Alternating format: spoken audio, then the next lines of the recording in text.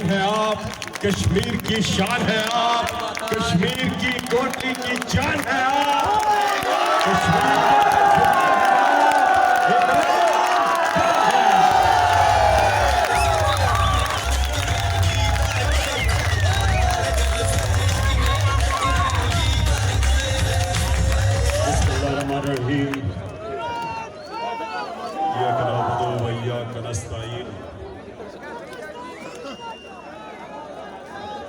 मेरे कोटली के नौजवानों, बुजुर्गों, बच्चों, मेरी बहनों, पहले तो इस शानदार इस्तकबाल का मैं आपका शुक्रिया अदा करता हूं। उसके बाद मैं फिर से, पहले भी मैं कोटली में आपके सामने एक बात की थी, मैं आज फिर दोहराता हूं।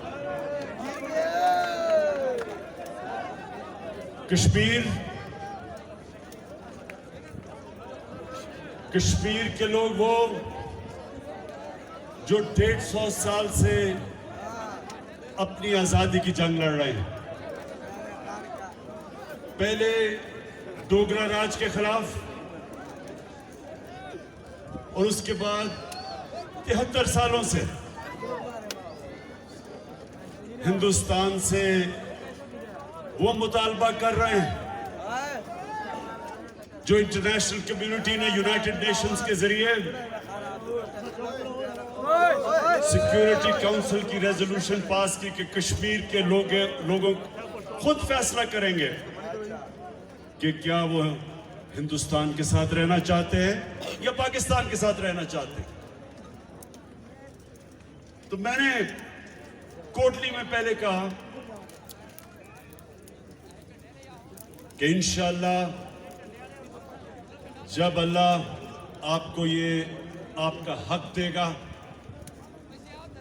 और आप जब फैसला करेंगे रेफरेंडम के जरिए कि आप हिंदुस्तान नहीं पाकिस्तान का हिस्सा बनना चाहते हैं, तो उसके बाद मेरी हुकूमत आपको एक और हक देगी कि रेफरेंडम के जरिए आप फैसला करें कि आप आजाद रहना चाहते हैं या पाकिस्तान का हिस्सा बनना चाहते हैं। ये जो जद्दोजहद है कश्मीरियों की, ये मेरी नजर में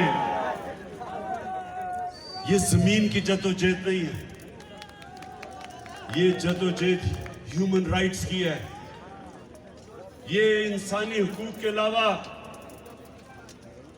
कश्मीरियों का जमहूरी हक है कि वो अपने मुस्तकबिल का खुद फैसला करें और इंशाअल्लाह ये आपको हक मिलेगा। जो मैं देख रहा हूं इस वक्त लग रहा है कि बड़ा मुश्किल वक्त है अब मकबूजा कश्मीर में। मुझे नजर आ रहा है कि आगे जाके हिंदुस्तान मजबूर होगा, क्योंकि वो कश्मीरियों का जो जज्बा था, आजादी का जज्बा, जितना मर्जी जुल्म किया उन्होंने, वो आजादी का जज्बा किसी सूरत नीचे नहीं जाने लगा। और इसलिए मेरा ये मान है कि कश्मीरी उधर जद्दोजहद कर रहे हैं, इधर पाकिस्तान, और कश्मीरियों का सफीर जो आपके सामने खड़ा है, इधर मैं जद्दोजहद करूंगा आपके लिए।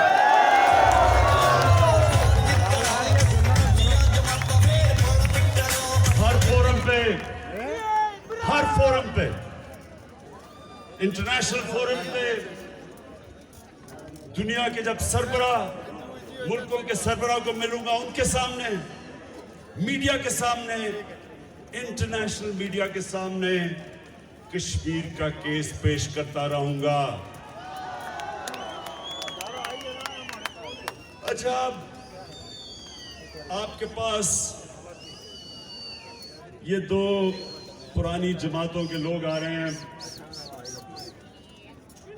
और कह रहे हैं कि जी हमें मौका दिया जाए फिर से। तो मैं दो चीजें आपके सामने रखूंगा कि आपने दो चीजें पूछनी है उनसे हमेशा कि आपने लोगों की जिंदगी बेहतर करने में क्या किया। क्या आपने लोगों को मुश्किलों से, गुर्बत से निकालने के लिए क्या किया। और दूसरी चीज आपने पूछनी है कि 5-5 साल आपको मिले थे, 5-5 साल आपको हुकूमत में मिले थे, कितना आपने दुनिया में जाके कश्मीरियों का केस लड़ा। पूछे उनसे। केस लड़ना तो दूर की बात, वो नरेंद्र मोदी जिसने कश्मीरियों के ऊपर सबसे ज्यादा जुल्म किया, जब से बीजेपी का दौर आया सबसे ज्यादा कश्मीरियों पर जुल्म हुआ। पैलेट गन्स इस्तेमाल, हर दूसरे दिन कश्मीरियों की कुर्बानी ली गई। हिंदुस्तान में जो मुसलमान गाय का गोश्त खाने पे उनको कत्ल किया गया सड़कों पे, बाकी भी अकेले क्रिश्चियन, सिख, उनको भी बराबर का शहरी नहीं समझा गया, क्योंकि